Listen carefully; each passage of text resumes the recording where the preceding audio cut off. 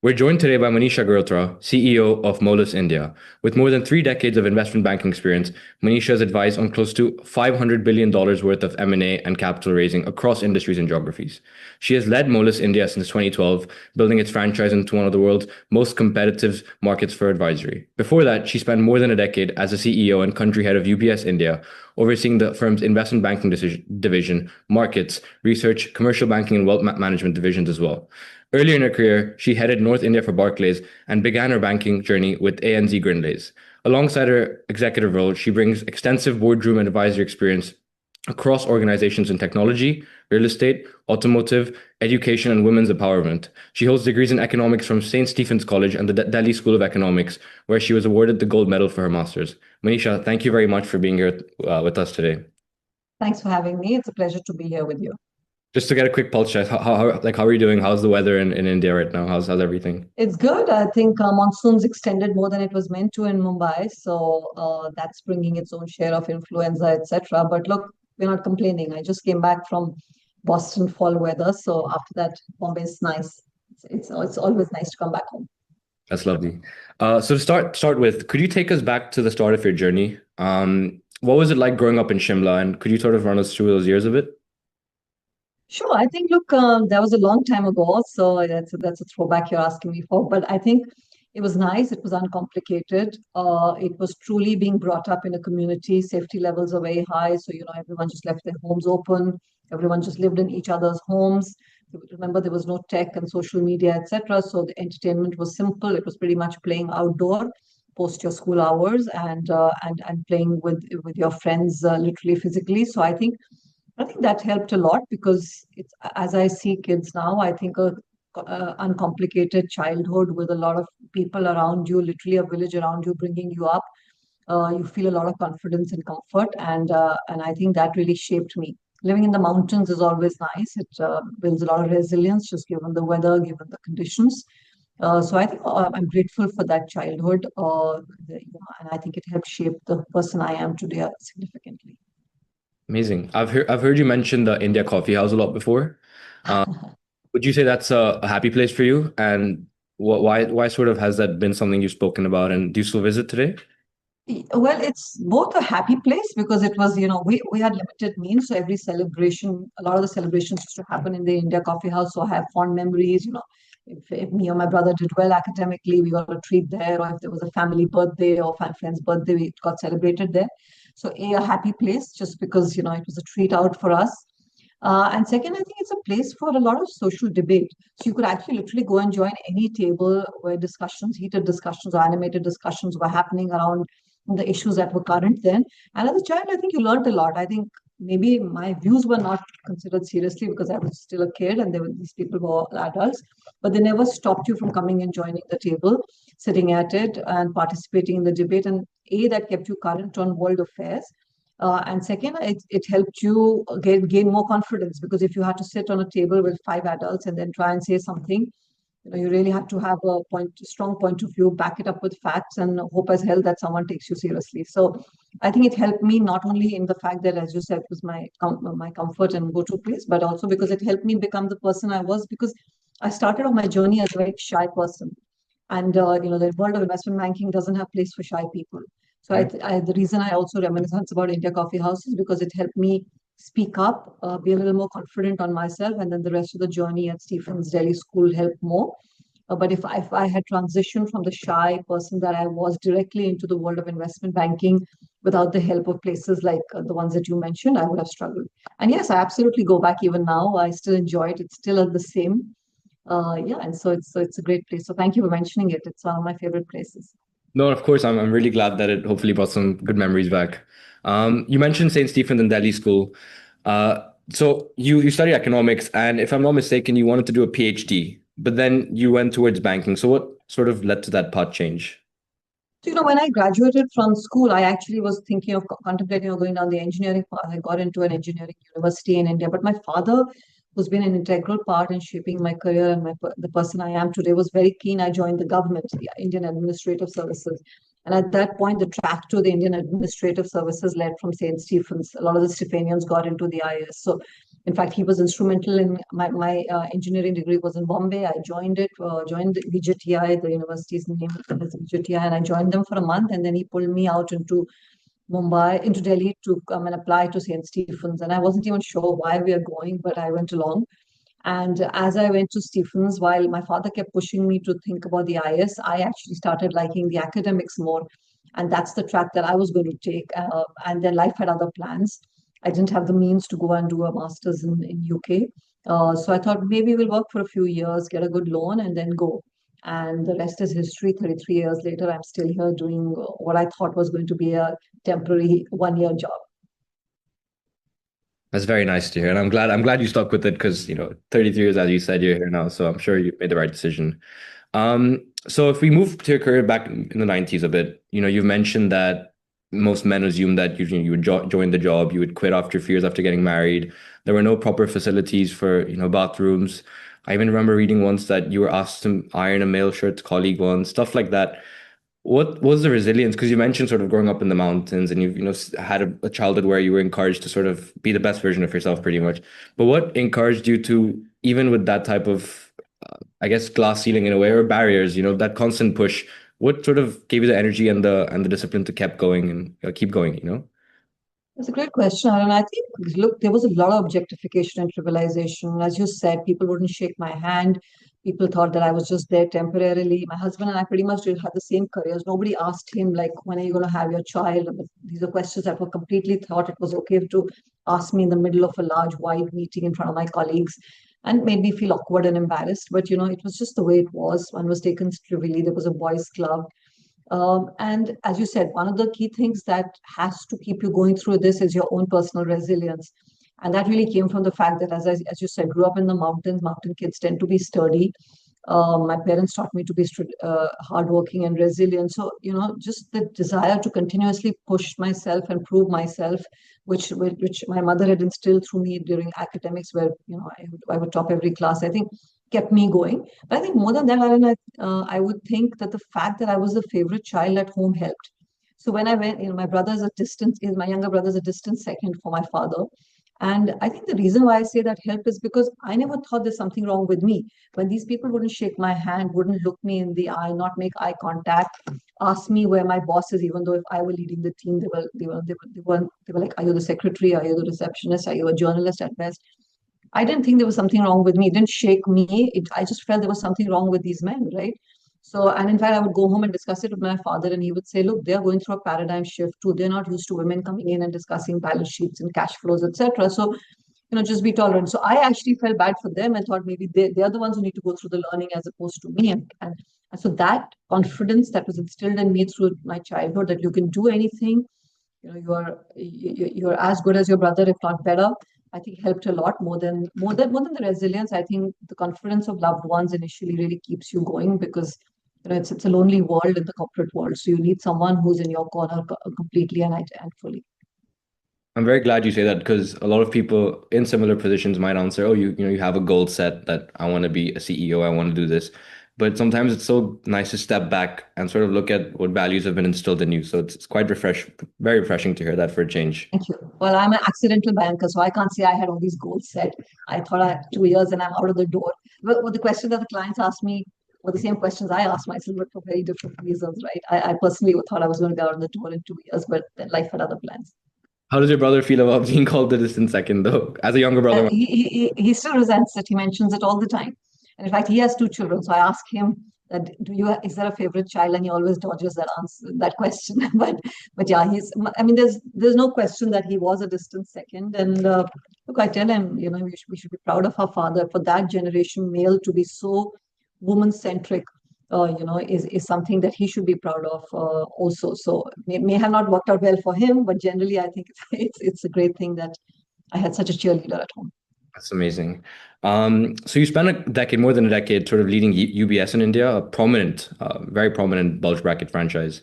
What sort of stands out to you looking back at that time and that particular culture and building that business in India?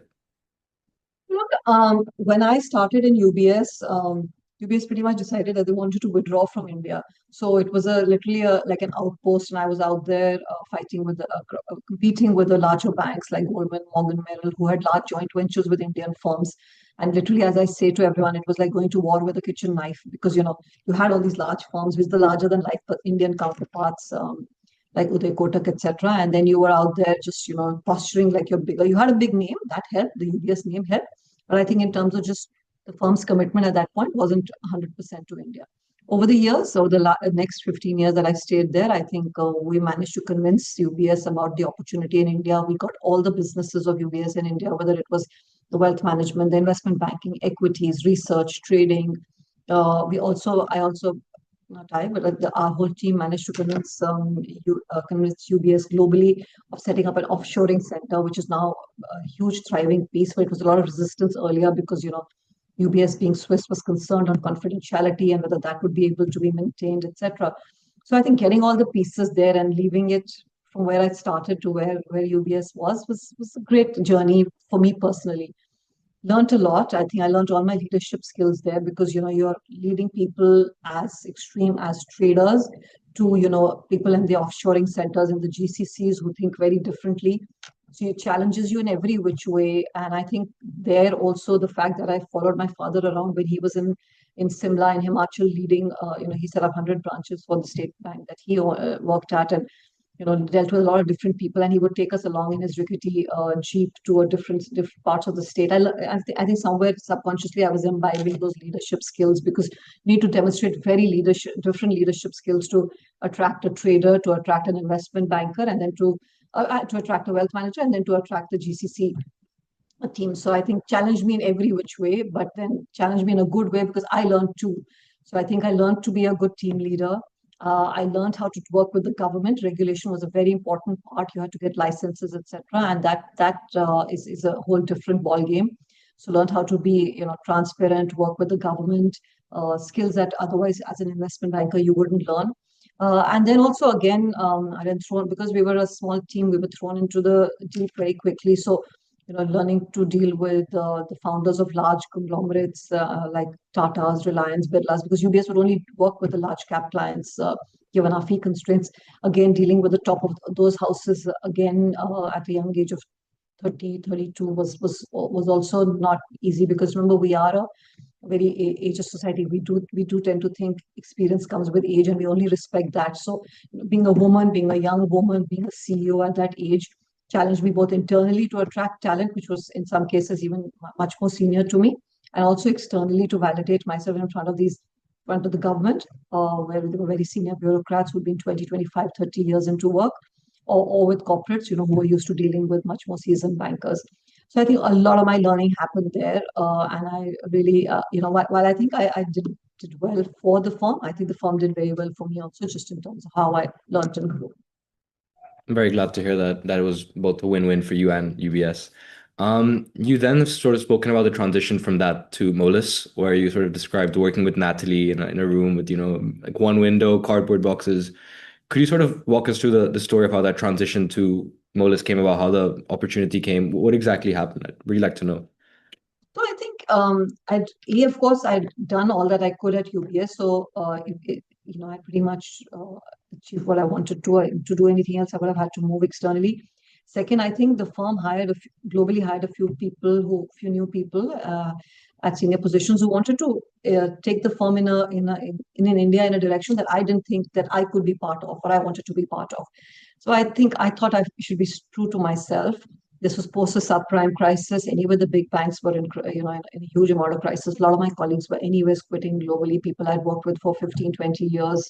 I had all left. People who were left in the firm, I didn't know at all.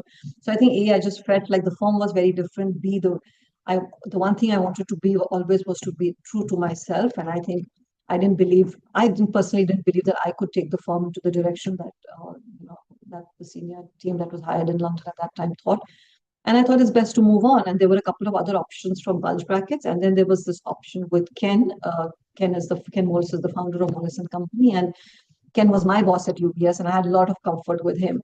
So when he picked up the phone and said, "Do you want to set up Moelis in India for us?" I was delighted. I thought, this is I don't like too much change. So this was change, but still with people I knew and respected.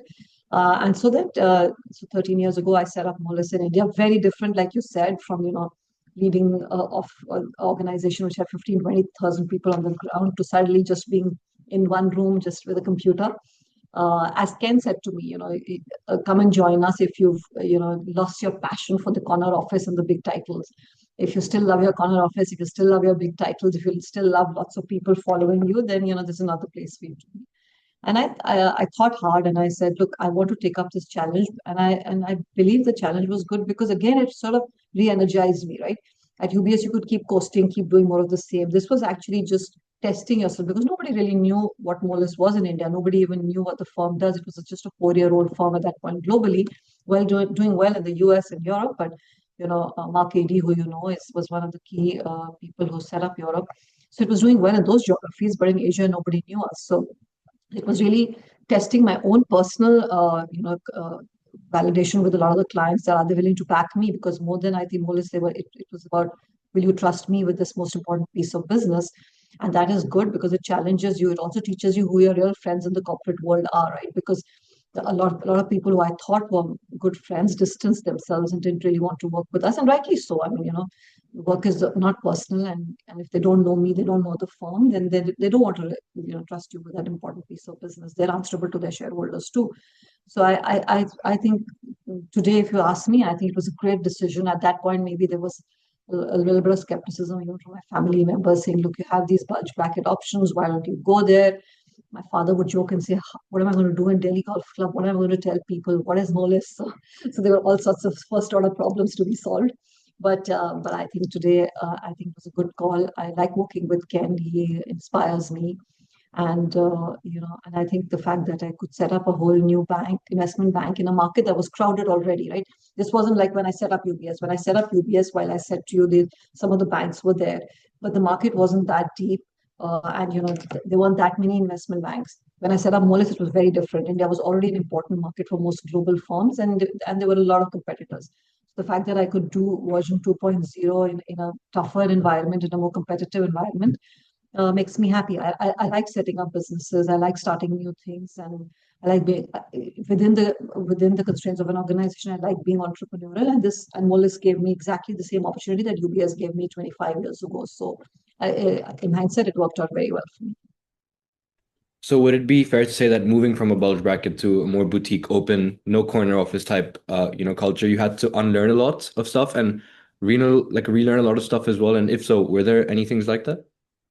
Sure, I think look, you have to unlearn a lot. You have to stop taking for granted that people will just come and want to join you. For example, internally itself, because people don't want to come and take that kind of risk on joining a new firm. So it tested you internally. I actually had to go and pitch to the initial team on why Moelis, why me, why actually come and join us. So from being a place which was much sought out for jobs, I had to go to people and convince them on why they should join us. So internally itself, there was learning. Externally, as I said, there was a lot of learning because you didn't have like a 50-page credentials book which you could go and pitch to a client and say, look, you should hire us because we've done 100 such deals. You had to pretty much go there and ask with humility for the piece of business and say, look, I need your faith and your trust. So you need to actually pivot entirely from leading a bulge bracket firm to then coming and being a complete newbie into the business. And as I said, it re-energizes you because it's testing you every which way, both with your team and the people who trusted me. Then you're answerable to them because you have to make sure that if they left a JP Morgan or a Morgan Stanley, then it was a right call for them. So it puts a lot more responsibility on you as opposed to if at UBS things went wrong, it didn't have to be that personal because there's a large organization. Here, people both internally and externally were backing me. So yeah, a lot of unlearning, Aryan, in terms of how you work. A lot of learning too, because in firms like Moelis, you're only as good as the last deal you've done because it's basically word of mouth that we get business from. It's not like you get a deal and on the back of that you can make a lot more money through financing, capital markets, debt capital markets, etc. So one deal becomes 6 deals. Here you basically get your next deal on the back of the good deal that you've done. So you also learn that how you're not just a machine, right? You're not just producing these deals onto the next one, onto the next one, which is how UBS was. It was a factory. Here, we personally, each one of us partners is engaged in the deal from beginning to the end, because then that's the client I'm going to go to in a month's time after the deal getting done, or not getting done, and say, can you give me a reference for something else? So very different way of working, very personalized, very individualized, and as you said, you need to lose your tiara very quickly.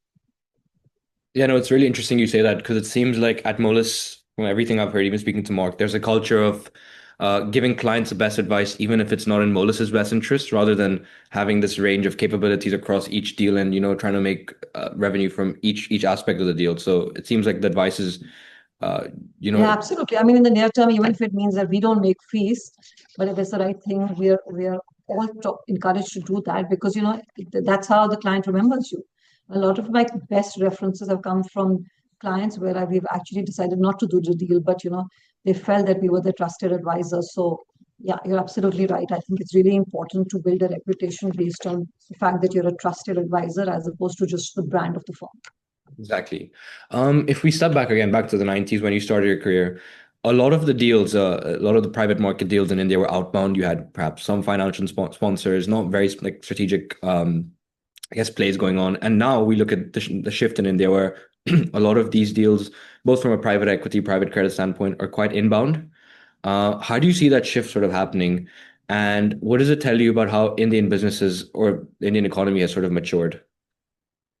So I think, look, when we started, you're absolutely right. The size of the market was too small. So if you were a Bharti Airtel, which is India's largest telecom company, or a Reliance, or a Tata's, or a Birla, the market was not big enough to you to go and expand to the size that you wanted to do and the ambitions you had. So, for example, a Birla Hindalco went and acquired Novelis in the US.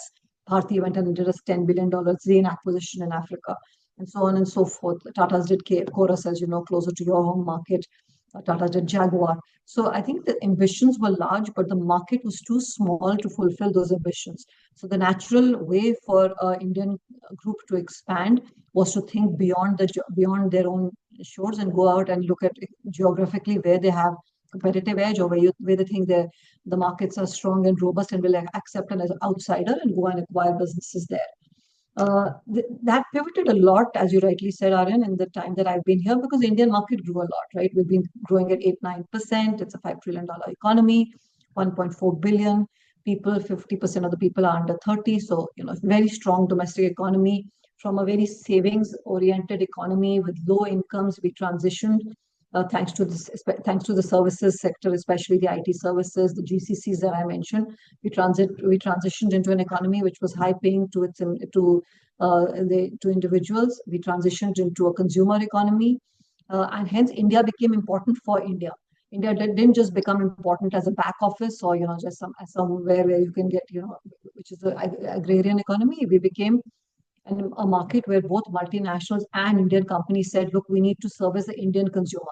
The Indian traveler is traveling a lot today. The Indian consumer is demanding high-end products. The Indian parent is wanting the best education for their children. The Indian son is wanting the best healthcare services for his mother and father. So to cater to that, high-end services came in. Indian corporates decided that they need to go and acquire more businesses in India, acquire scale, acquire high-end services, so that they can cater to this very different Indian from 30 years ago, where the market was small, buying power wasn't there, and you could pretty much offer what you did as a service. And a lot of it was state-owned, and you basically, as an Indian, I got what the 2 or 3 options I was. No longer. Today, I'm very discerning. I have the means and I want to be serviced well. So while multinationals came and set up big offices, also, by the way, regulation helped a lot. When I started my career, everything was regulated, right? If you're a multinational, you couldn't own more than 49% of the business. You had to have an Indian partner. Bankruptcy rules were very challenging. All of that changed. We brought in something called the UPI, which digital payments, which basically took away the middleman and took away a lot of the corruption from the system. So all of that, A, encouraged multinationals to come in big size and scale. A, because of the growth it offered. B, the transparency they offered. And then the Indian corporates also said, look, we need to go and grow and scale. As you said, 20 years ago, if I went into an Indian corporate and said, look, would you like to buy another Indian company at, let's say, 15 times EBITDA, they would poo-poo and say, look, I can build it at 7 times EBITDA. What are you talking about? Or 6 times, right? No longer the case. Now scale and the pace to keep up is so much that today we acquired a company like Mankind Pharmaceuticals to buy a company called Bharat Serum, where they outbid every private equity and paid 24 times EBITDA. Torrent Pharmaceuticals again bought another domestic pharma company called JB Chemicals from KKR, again outbid a lot of PEs and paid 25 times EBITDA. So I think a lot changed in the mindset of the Indian corporates, who decided that they want to spend the multiple that they were spending globally, but they wanted to spend it at India. And them, as their mindset changed, our business model also changed. Outbound still continues, but outbound continues in a selective way for companies such as tech companies, pharma companies, where you're really acquiring skills or getting into a niche market, acquiring a particular segment which you think is important. So outbound now tends to be more focused on that. Nobody's acquiring outbound for the sake of scale. They're doing it for skills or technologies. But inbound, both private equity coming into India as well as domestic companies buying into companies in India has become the main bread stream of our business. Interesting. And do you think private credit will sort of grow in India as well in the coming years? Absolutely. I think, look, what happened in the last 10 years when India went through its whole cleaning up act, and we had this whole insolvency and bankruptcy act implemented, and the Modi government really went after the corporates who were not paying, that a lot of the balance sheets had to be deleveraged. So the corporate India slowed down in terms of just doing organic expansions, and capex slowed down.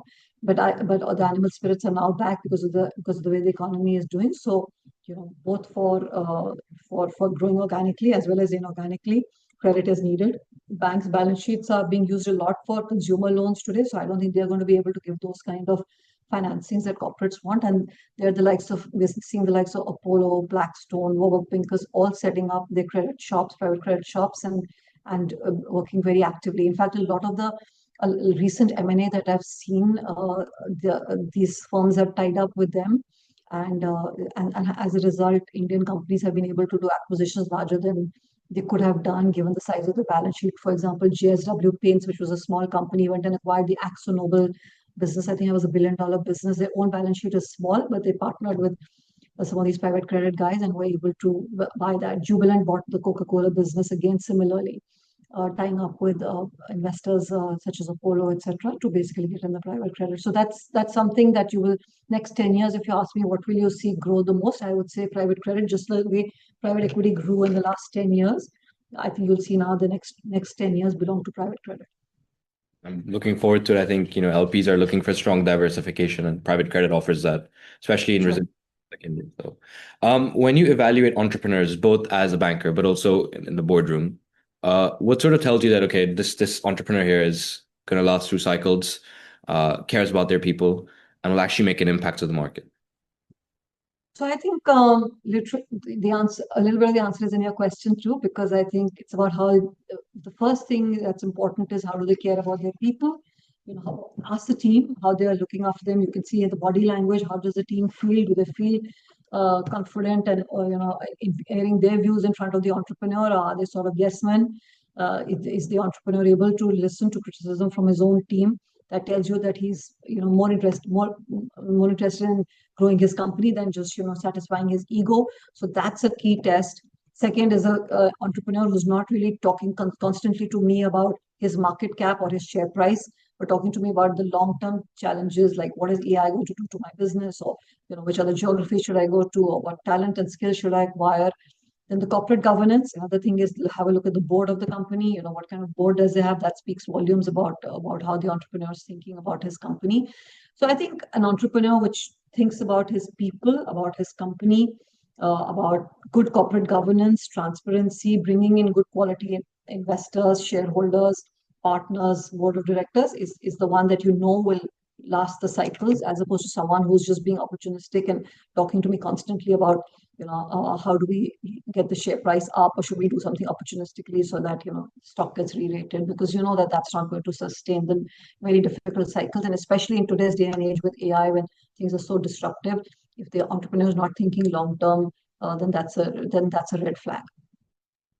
Yeah, no, that does make sense. Long-termism is very important, I think, in any individual that's engaging with business or large sets of people. every career in my opinion, people might disagree, but every career in my opinion has very high points. You have the days where you feel amazing on top of the world, but that also comes with the low points that sort of make you grateful for the high points. Could you sort of share any low points that you've had, and if you're comfortable, and if there are any lessons that they would have taught you? So look, in investment banking is a sport, right? I mean, it's like a gladiator sport. You win and lose every day. So one day you can be feeling great because you won a great piece of business. The other day you lost to a competitor. You feel terrible. Sometimes the deal doesn't get done, and you feel like you're letting down your client. Even though you gave it your best, your client's disappointed, so you feel terrible. So as I say, investment banking is not for the weak-hearted. It's a difficult business. You're only as good as your next deal. So only do it if you're really passionate about it, because you're going to have as many lows as highs. So those lows and highs are something that not unique to me. I have them much like any investment banker you would speak to, Aryan. But I think the personal low was what I referred to earlier, which is that when at UBS, which I'd sort of given my heart and soul to, I reached a point where I felt there was no other option for me, but I was compelled to think of options outside. I think felt hard because I had in my mind just identified so much with UBS as a firm. So I personally took it as a setback and a failure. And I always say to young people that look, for me, I hadn't experienced any personal setback till then, other than the deal chase, etc., or losing some teams to other firms. I hadn't really faced a big personal setback because I'd just been academically good, and I come into an organization like UBS, which naturally helped me attract talent in business. So I say to people, learn to fail young, learn to fail fast, and recover fast, because these are not failures, as you rightly said. Each one of them is a learning, right? As I said to you, when I transitioned from UBS to Moelis, I taught me the value of family who stood by me. It taught me who my friends in the corporate world were. It taught me how, even if you can lose your halo, you can still come back and do things. So I strongly today, in hindsight, encourage young people like yourselves to fail fast, and not see it as a failure. Just always see it as a learning. And the only skill you need to hone through your entire life is resilience, right? If you get punched by life, just come back, feel bad for yourself, go back in your corner, go back to your mom, whatever works for you, but then come back stronger and harder and reflect on what the learnings from that were, right? I had learnings too, from the time that I had to disengage from UBS. And I think it taught me that your internal client is as important as your external client, right? And, you need buy-in if you want to change, if you want to steer the direction of an organization, and you need to take that seriously too. So yeah, so I learned from my setbacks, and came back, and and at that point, I mean, I talk about it now. At that point, I took it personally badly, but I really I feel that I learned a lot from that. In that stage of my life, I learned more than I learned from any of the successes, which people just celebrate you, and that's nice, and everyone's your friend at that point, right? So I think this phase taught me the most. I did the most growing up in this phase of my life. That's very interesting. The entire thing you said about winning, and I mean, I spoke to a founder recently who founded a boutique advisory firm in Dubai, which was acquired by PJT de Novo, Yes. May Nasrallah, and we were having Yeah. a discussion, and she mentioned how you have the same things. You have to move from companies to others. You have setbacks, and we sort of coined it. I'm sure it's there in some hallmark postcard, but you either win or you learn, right? Um, Correct. Yes, that's exactly. a way of looking at things because you will make mistakes. It's actually more natural than you think. So it's always good to have that learning first mindset with it. Yeah, yeah, absolutely. Well said, Aryan. Thank you. So you mentioned you have a daughter, and she's sort of from a young age probably seen you. Not probably. I've read that she's seen you, in your career. She's asked you about the Sebi Wale uncle. I've read that before. So how do you think having a daughter early on in your career sort of made you think about banking as just something long term? And what were values that you wanted to instill in her? Because being a woman in a career that you mentioned before was not pretty encouraging of that behavior. What exactly did you want to instill and wanted to imbibe from you? So look, I think when I had my daughter, I had just become the CEO of UBS in India. So it gets very challenging. The whole work-life balance really doesn't exist because you're just switched on 24 times 7. And when you're your daughter, you think, oh my God, I should have been at work. And when you're at work, you think, oh my God, I should have been with my daughter. I'm missing her parent-teacher meeting. Or when I'm with her, I'm like, oh my God, that really important meeting in London I should have gone for. We lost it because I didn't go. You beat yourself up. So, you do have that imposter syndrome as a woman a lot. because you feel, and especially my generation of women was born to perfectionist homemakers, right? My mom gave up her, it says PhD in math, and gave up her entire career to just be with the two of us. So I think that somewhere subconsciously plays on you, and but I think having a supportive husband helped. As I always tell my all my female colleagues that look, if you do decide to get married, not only interview your husband, interview your mother-in-law, because if you have a supportive family, that can help. And I think my family supported through that, because there were times that I had to leave my daughter when she was unwell and take the red-eye flight to London, and nobody sort of judged me for that. And I think that helps, because we're emotional creatures, and if someone's judging you, it tends to set you back. And I think early into my career, I don't know, by the time my daughter was 4, 5, I sensed a lot of pride in her and what I did, right? I remember my mother having a chat with my daughter and saying, "Look, don't you feel bad at the birthday party? Mums don't come. Your mum doesn't come, or the mums are there." And she was like, "No, Nani, it's fine. Mum's doing other things, and it's great." So I felt that she was building a sense of pride. I used to take her a lot to my work. She's seen my offices.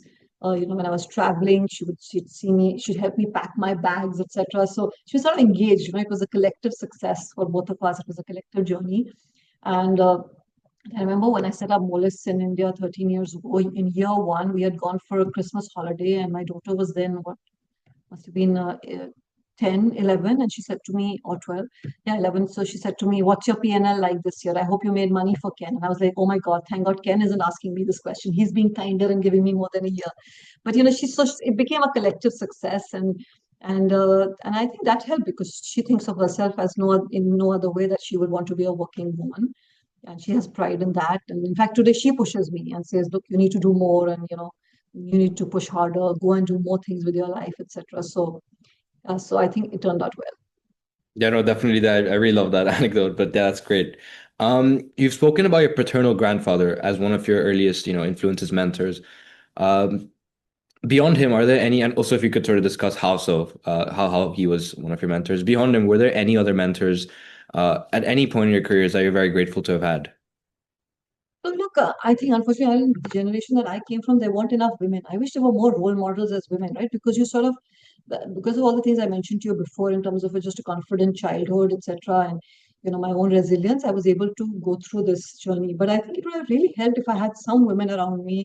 If I had someone who said, "Yeah, it's okay, if even if you're leaving your child behind, it's okay. Even if you're getting trivialized, it's a boys' club. It takes time to break it." It would have just helped my journey more, rather than just each time trying to figure it out myself. So I don't think I had that many role models. As you said, my paternal grandfather was instrumental in getting me onto an academic track record. Again, my mom is one of 3 daughters, so he was very woman biased too. So I think that helped.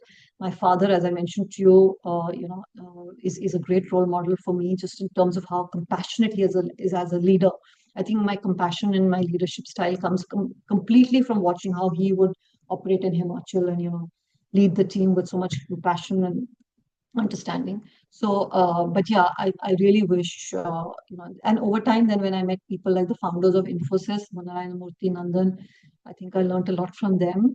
They were down to earth people, first generation professionals like us, who then suddenly made it so big, and they kept it so real all through.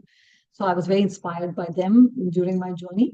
But in hindsight, if you were to ask me what is the one thing, if I could change about my career and my journey, I would say I wish I could have a couple more role models and mentors, and which is why I mentor a lot of women now, because I want to share my journey with them, my trials and tribulations, and say, "Look, this is okay. This too shall pass, right? You just have to hang in there."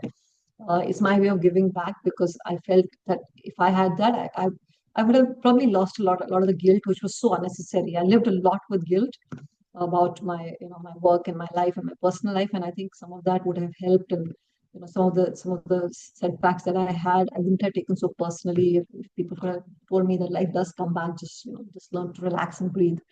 So yeah, so unfortunately, I don't have a right answer for you, because I didn't have that many mentors.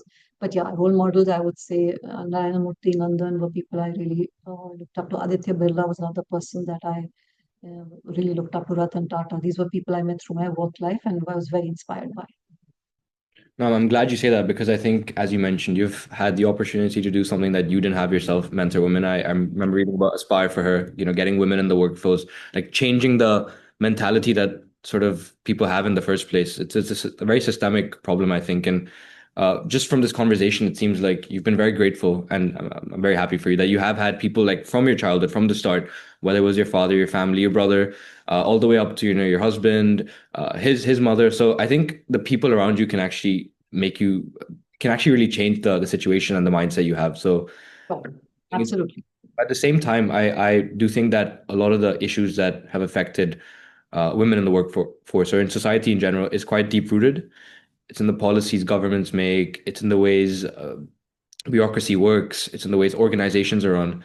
So, what policies and regulations or general shifts do you think need to happen at a systemic level for greater, female inclusion within the workforce, but also in society more broadly? So, well, some of the regulation, and if I can contextualize it to India, is happening, right? For example, we are making paternity leaves mandatory. We are saying work from home and flexi hours is something that most organizations are encouraging. They speak to HR in most organizations. For example, when I was objectified as a young banker, I had nowhere to go. I felt defensive that did I say something wrong? Did I dress wrongly? Was the color of my outfit too loud? Did I convey a body language which sort of invited that objectification? But I couldn't go and talk to anyone about it. I just beat myself up about it. But today you have HR, you have strong diversity policies where you can go and talk about these things. You can ask for a shift in your role if you feel that that particular role is not something that is letting you do the best you can. So I think some of that has changed. But I think what needs to change the most is the patriarchal mindset, right? The boys club is not changing, right? If the woman is not able to come out and have a drink in the evening, or go for a beer, or if she's not able to network outside of office hours, or if she's taking a maternity leave and then coming back, and you're setting her back in her career compared to her peers just because she's taken that leave, or you just have a jibe at, oh, you went off to at 1 o'clock to a parent teacher meeting. I know that, and sorry, you won't be able to join this meeting because of course you need to go for that parent teacher meeting. That's not cool.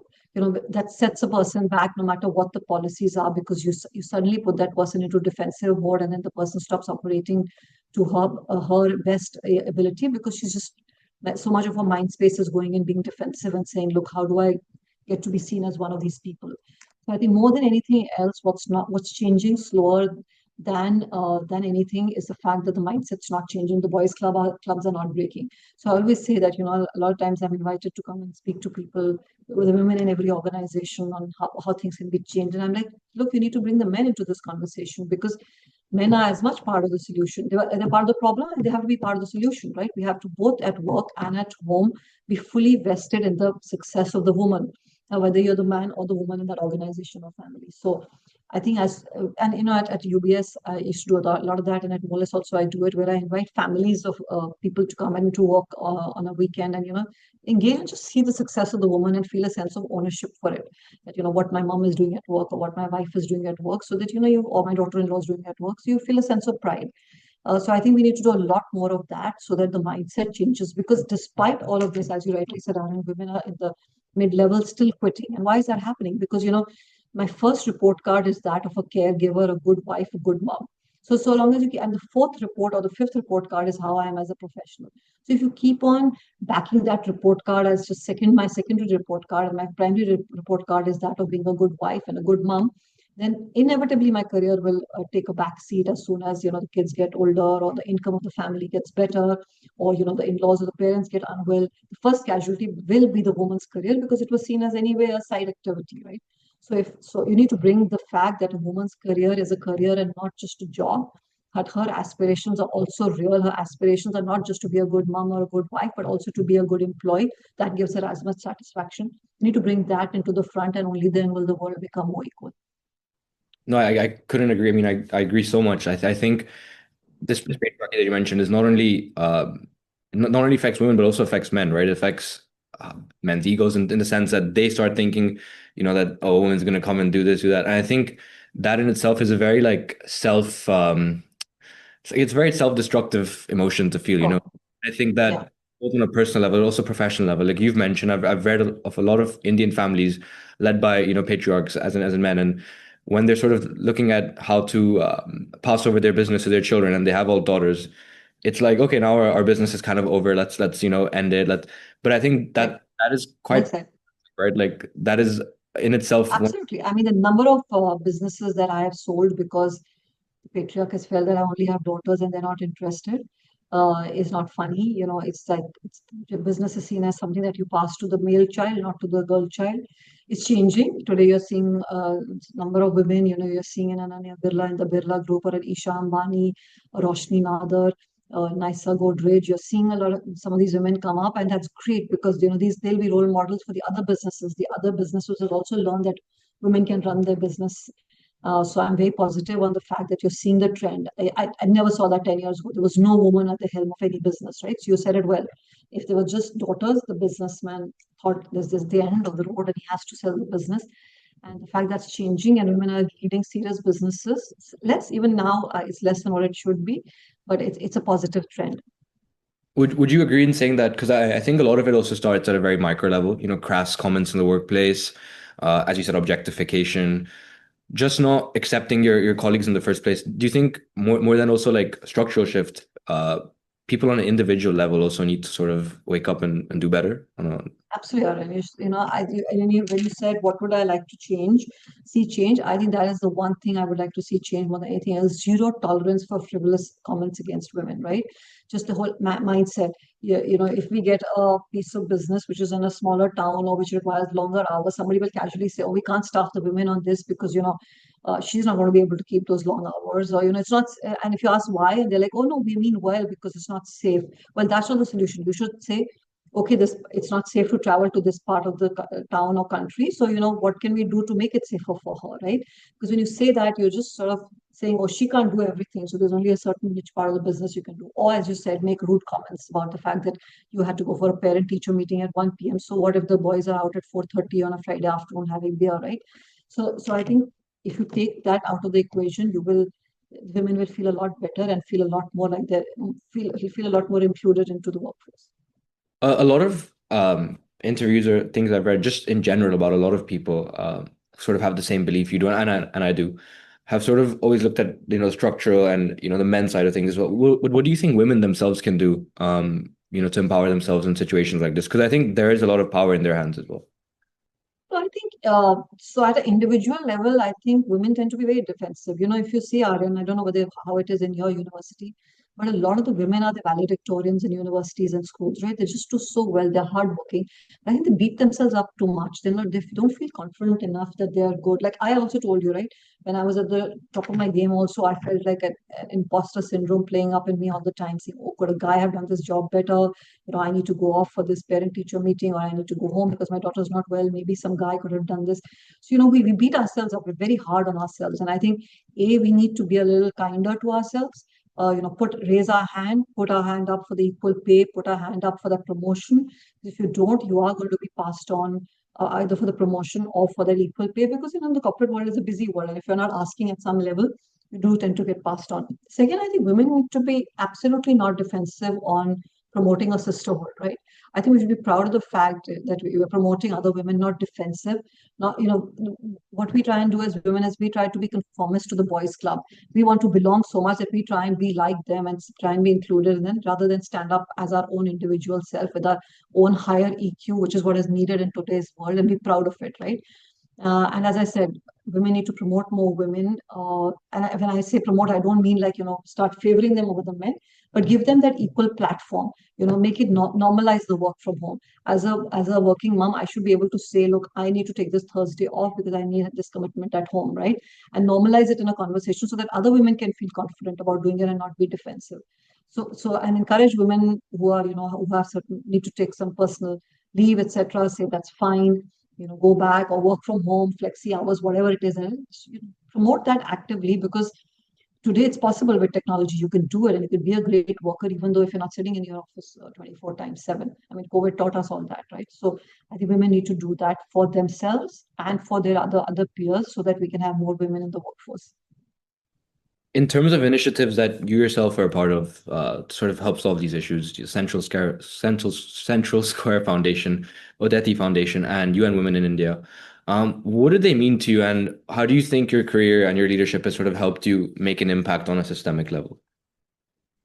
I think no career is just happens just because of your own hard work and your own tenacity and resilience. I think a lot of the times it's luck and being at the right time at the right place, etc. that help. And I think I'm not foolish enough to think that didn't play a part in my career too. And as I said, I lucked out into marrying into a family too that was very supportive of my career and didn't sort of impose the inevitable question on me on whether it's got to be work or family life, etc. So I want to give that back. I feel very passionately, not just because I'm a woman, but I also feel women do very well in the workforce. I think a woman investment banker shows high empathy, high EQ, is a good leader, and I want to retain them in the workforce. So all of these measures are just my way of, yeah, of whether it's the girl child, I have a girl child school. So just getting girls into the mainstream of education. CSF is that. It's basically foundation literacy and numeracy for kids. So making sure the girls stay in schools, etc., is something I'm wanting to do. The second, as I said, Udati and Aspire for her is basically me trying to help women to enter the workforce and more importantly, stay in the workforce. I think the biggest, as I said to you, a lot of our Indian families have now become very proud of their girls. They educate their girls, but the funnel then breaks at the mid-level, right? So Aspire for her is something I partnered with to see if we can get about 10 million women back into the workforce by 2027. So it's my way of giving back, not just because I feel that I was blessed, but because I also feel it's great economic rationale. If we want to be that $10 trillion GDP economy, we can't have half the workforce sitting at home and some of the most educated people sitting at home, right? So do you think it would be safe to say that across, you have wealthy families that are ultimately having their daughters, take the forefront of the business, but also you might have people who don't want to go into corporate careers who eventually, rise through the ranks. Do you think it's safe to say that maybe 10, 15 years from now, India would be having women leaders at all sorts of levels? I hope so, Naren. I mean, I can see the ambition is there in the girls, right? I can see it that the girl is not just topping to be a topper. I'd gone to the school in Pune, and every girl said to me, there were three or four of us speaking, and the other three were different walks of life. There was a lady who was retired from the army, there was an entrepreneur, there was a doctor. And I can't tell you how much fire these girls were displaying in wanting to join the army. The most popular amongst all of us was the woman who retired from the army because they like you. So it just shows you that the girls are being brought up in a more fearless way, expressing their desires. Now we just have to make sure that society doesn't snuff that ambition out of them, right? So I hope what you say is right, and I hope things change for the girls. They are changing. I'd like to see them change faster and more rapidly. And I think not just corporates, but as you rightly said, government regulation, all hands to the deck to make this change happen. Need to happen. It's very fascinating you said that. I also was on a consulting project with the NGO in Pune, IHMP, and I saw the Yeah. thing, right? Like, it starts at like a very micro level, as we sort of touched on throughout this conversation. Starts with what happens at home, how a father might view their daughter, how a mother might view their daughter, how the daughter then views themselves, and that how that sort of gets internalized throughout. So I think hopefully within the next 10, 15 years, there's a big mindset shift across how women think. Because I think in a country like India where ideas are, coming like this, execution is how you ultimately make those ideas big things. And I think it's very crucial. Absolutely. Yeah, well, let's hope so. Fingers crossed, Aaron. And let's hope your generation drives this change. I think that is the hope for this generation as well. I completely agree. Just to end with, thank you very much for your time. But just to end with, looking both across your journey in finance, but also, as a person that has seen how women are affected across numerous stages in your career, I think that is something I don't want to ignore. But also as a mother, what would you say has been the most fulfilling most fulfilling experience for you? So, Aaron, that changes at every age, right? At your age, it was like getting that best job with the highest paid job was the coolest, fulfilling thing. Then it was like, getting at UBS, it was like it's getting to see that we were the number one investment bank in the country. That was the coolest and the most successful thing. Then having my daughter was something as a mother that was very fulfilling.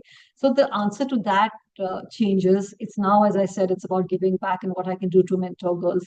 So I think it's the fact, what is most fulfilling for me is that I had a wide career where, both professionally, whether it was as an investment bank or as a board member in organizations such as NASPERS and Ashok Leyland, etc., I was able to contribute.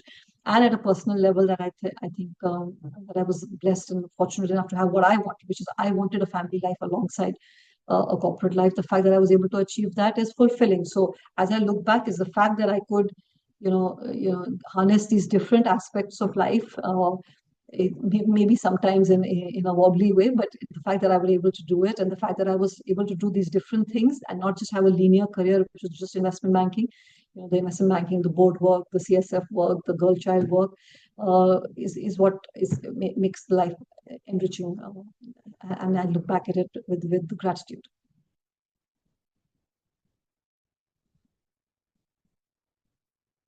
Sorry, I think I was on mute.